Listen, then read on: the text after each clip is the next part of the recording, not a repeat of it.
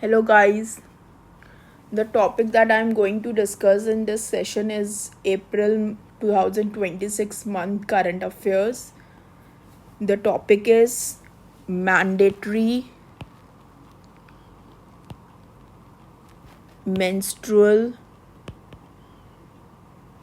leave debate in India.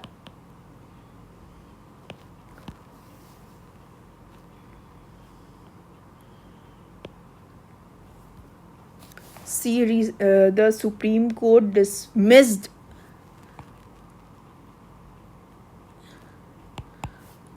a petition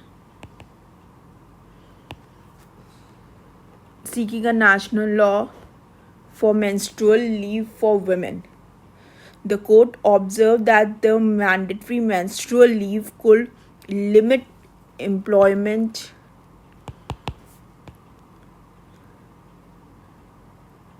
opportunities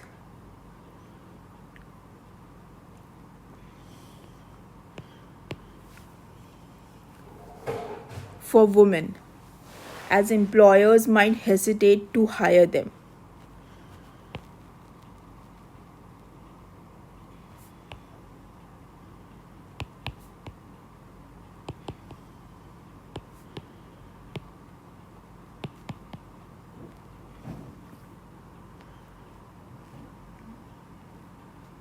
So the court suggested that governments consider voluntary or consultation based policies rather than implementing mandatory legislation. Now, see, supporters, they say that menstrual leave, it recognizes biological and health realities.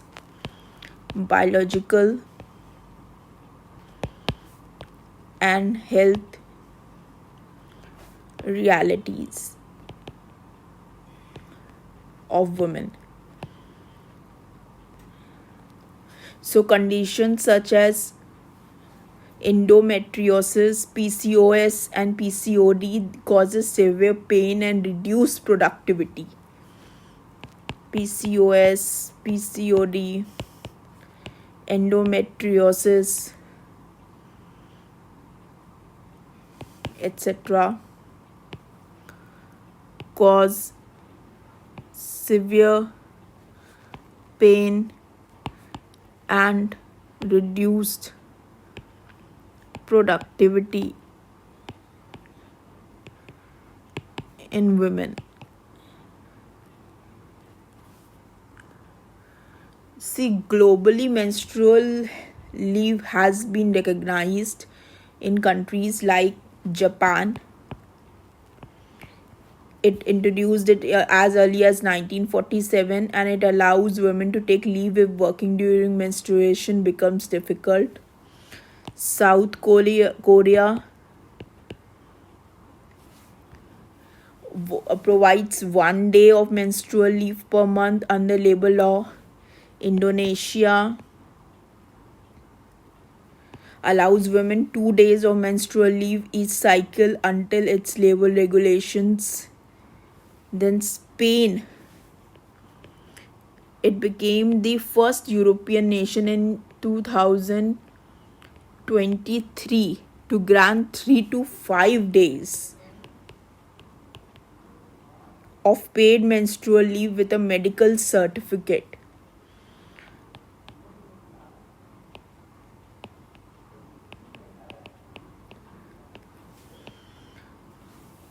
So these policies, they aim to reduce stigma, improve workplace well-being and acknowledge the health needs of menstruating employees.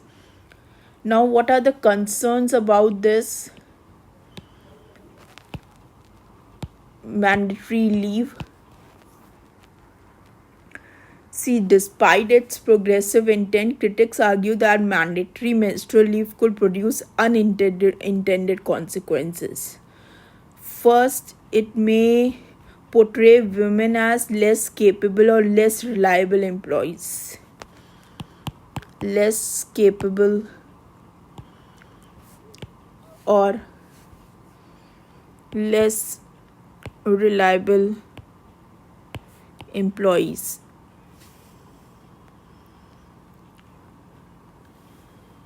Second, global experience shows that menstrual leave is often underutilized. For example, surveys in Japan found that very few women actually use the leave despite being eligible, often due to workplace stigma or fear of discrimination. Additional labor cost. Employers may view mandatory leave as an additional labor cost, so it will discourage hiring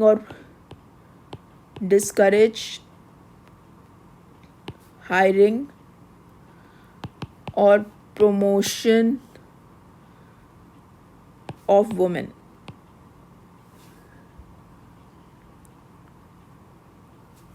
What are the structural challenges?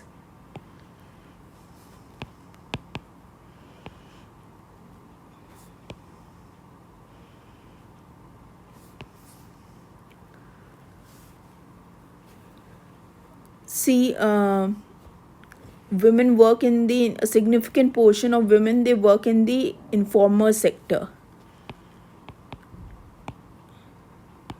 where formal leave policies are difficult to enforce, and missing work days may directly translate into loss of wages,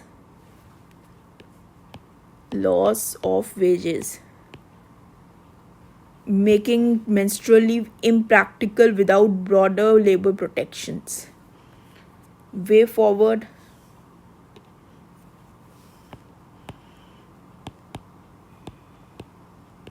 So instead of a rigid legal mandate, policymakers could adopt flexible and supportive measures. What are those flexible and supportive measures?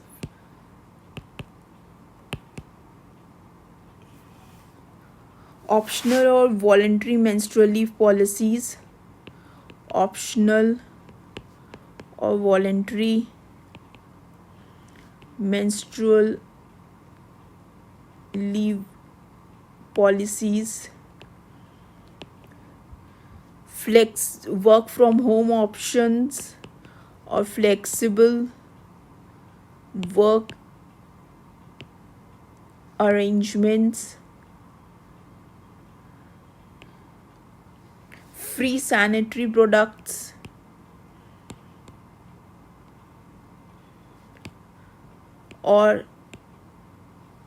And health facilities at workplace. Greater awareness of menstrual health.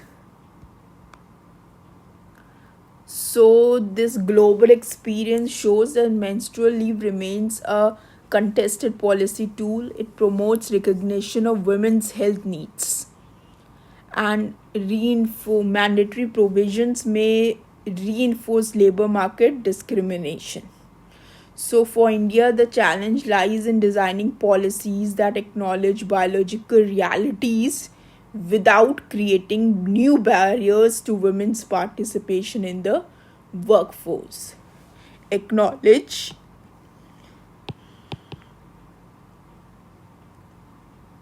biological realities. This is important.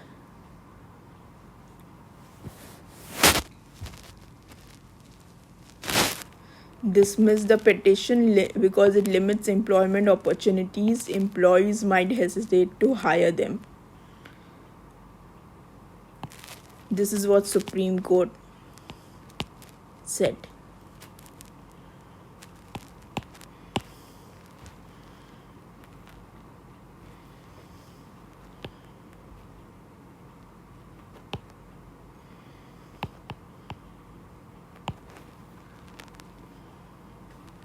That's it. Thank you.